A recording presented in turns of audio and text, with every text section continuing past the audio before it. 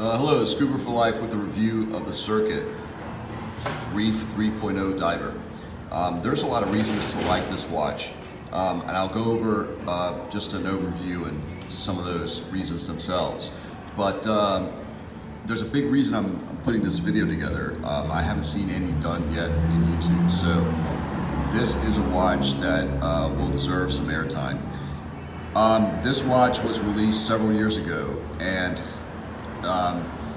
back then, I'm thinking of all these micro brands that were out there, some that are still in existence. This one, unfortunately, I don't think they're around so much. They have a website still, and they just put a photo on Instagram, so they might resurge back. But there was like kind of a pissing contest, so like who could have like really big micro brand watches. So this one is no exception. I'm thinking of other companies like Bosch, and y'all can chime in on others.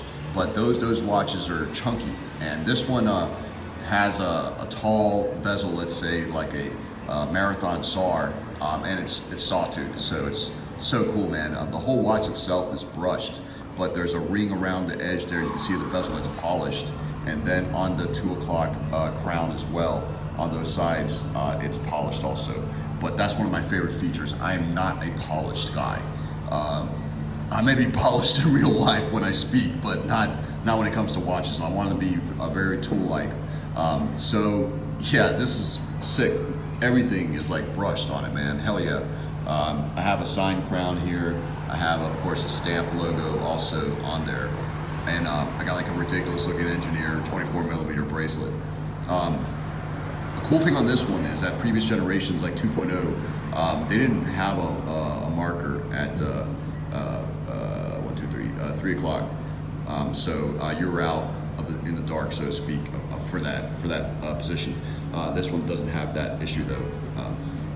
And this has got one of the longest second hands I've ever seen on a micro diver. So another cool one. It's a Ronda 515, and I like how it's aligning with the markers, the second hand that is.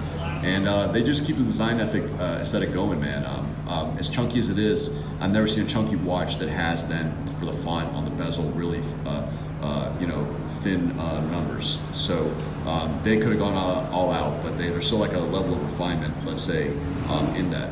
And then the design language continues even on the bezel. You got the whole diamond pointed thing going, even on the hands. They're pretty sharp on the ends. And what I like on this as well, thing in particular on dive watches, is that I like when the hands extend all the way to the marks on the dial, the markers, and this one does. So it checks that off. But then the diamond aesthetic there continues on the bezel with like the markers. There's diamonds everywhere, man. So this is your watch if you're into stuff like that. Even in the 12 o'clock bezel marker. So yeah, what I'm gonna do really quick as well is just take off the watch and then have the case back show. So I'll be right back.